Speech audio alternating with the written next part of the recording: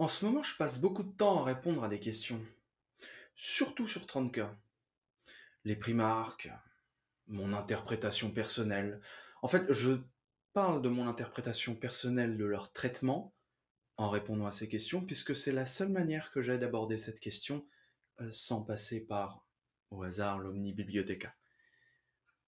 Et je me suis dit que finalement, après plusieurs semaines de pavés écrits pour répondre à ces questions, que je pouvais vous en faire profiter.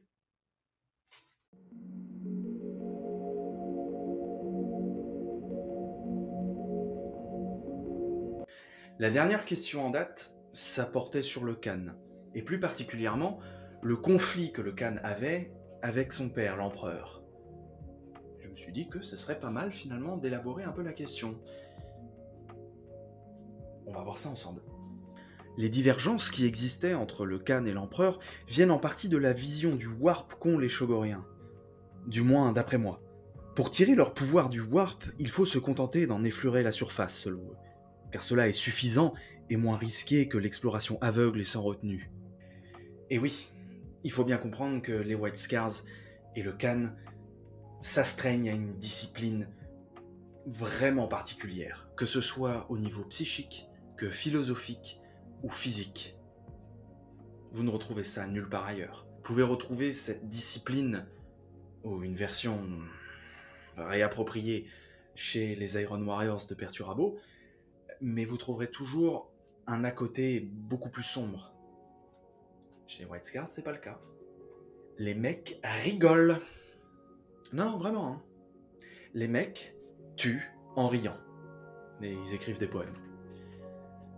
C'est pour dire que la culture, finalement, ça a plus d'impact que ce que la plupart des gens veulent bien admettre sur les primarques et les légions. Cette vision prudente est parfaitement illustrée dans le chemin céleste. Lorsqu'un prophète des tempêtes, dont malheureusement j'ai oublié le nom, passe son initiation en grimpant au sommet du plus haut pic de Shogoris. Là, il médite et laisse son esprit quitter son corps pour vagabonder au gré des courants superficiels du warp. À ce moment, une vision s'impose à lui, où 4 figures animales lui font face, ces 4 figures étant l'interprétation que les Shogoriens ont des dieux du warp. Les dieux lui tendent une coupe remplie à ras-bord d'un liquide non identifié et pressent l'homme d'y boire. Le jeune Shogorien boit une gorgée et repose la coupe. Les dieux, mécontents, le pressent de boire le calice jusqu'au bout. Mais le Shogorien se contente de répondre aux dieux que selon sa culture, c'est impoli de ne pas se montrer raisonnable. Bon, j'ai volontairement résumé grossièrement cette histoire avec l'archiviste dont j'ai oublié le nom et qui en plus est un personnage que j'adore et qui était l'équivalent de l'écuyer du Khan. Tout ça nous montre à quel point les White Scars ont une façon de voir les choses complètement différente.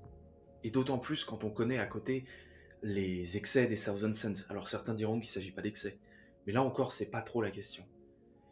Disons que il vaut mieux maîtriser parfaitement et sans risque un aspect psychique du warp plutôt que de chercher à aller toujours plus loin, plus profondément. Vous me direz c'est logique, mais bon, apparemment c'est pas rentré dans le crâne de tout le monde. À partir de ça, on a un schéma du fonctionnement des White Scars par rapport au warp et ce qui l'entoure. Le Khan s'est toujours opposé à l'empereur pour une raison très simple. Ce dernier cachait la vérité de ce qui se trouvait dans le warp, et n'hésitait même pas à éliminer tous ceux qui connaissaient cette vérité, ou à les mettre de côté, dans le meilleur des cas. À côté de ça, on a les Thousand Suns qui font n'importe quoi, si j'ose dire, du moins sans limite avec le warp. Et de l'autre côté, nous avons les Shogoriens, des sauvages des plaines, des primitifs, et qui pourtant possèdent une discipline et un contrôle d'eux-mêmes et du warp bien supérieurs. Au final, quel est le mieux ? Plonger de plus en plus profondément dans l'océan sans savoir où l'on va et au risque de mourir et de se perdre par la soif de connaissance et de vouloir en apprendre plus ? Ou bien maîtriser à la perfection les flots superficiels d'un océan maintes fois parcouru ? Le conflit qui oppose le Khan et l'empereur, c'est la raison et la discipline contre la stupidité et la recherche absolue, débarrassé du fardeau de la prudence. Le Khan dit avec contrôle et discipline. L'empereur dit aucune prise de risque, cacher la vérité. Et en soi, on peut comprendre le point de vue de l'empereur, parce que après tout, le warp c'est ultra dangereux, et pas seulement d'un point de vue psychique pour les psychers, l'exploration des secrets du warp pour devenir toujours plus puissant, etc. Non, c'est vraiment, on sait ce qu'il y a dedans, quoi. Le warp, il y a les dieux déjà, voilà, et puis il y a surtout les cohortes infinies de démons nés des esprits, des humains, voilà, etc. D'ailleurs, on fera un petit traitement sur le warp très rapide, aussi, mais pas ici. Donc, on peut comprendre pourquoi l'empereur agissait comme ça, mais de l'autre côté, on comprend aussi le Khan, parce que lui, il a aucun problème avec ses prophètes des tempêtes. C'est aussi pour cela que les prophètes des tempêtes sont des psychers aussi puissants, alors même qu'ils ne se contentent que d'effleurer les flots tumultueux du warp. La maîtrise, la discipline et la mesure donnent des résultats tout aussi satisfaisants que ce que les Thousand Sons pouvaient expérimenter de leur côté. Je ne mets pas en doute, bien évidemment, les compétences et la puissance des sorciers Thousand Sons, mais cela s'accompagnait d'un prix qu'ils n'étaient eux-mêmes pas prêts à payer.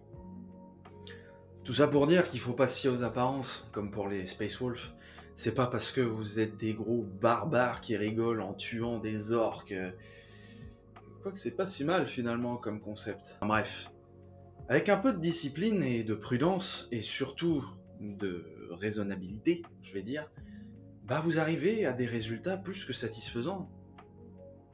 C'est pour ça qu'au final, les White Scars, c'est devenu une légion que j'apprécie énormément, pas parce que c'est la plus glorieuse, mais parce que finalement, avec le Khan, c'est les plus sensés, d'une certaine façon.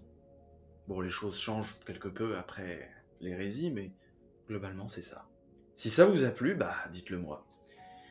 Je continuerai. C'est marrant à tourner. Et j'ai du boulot.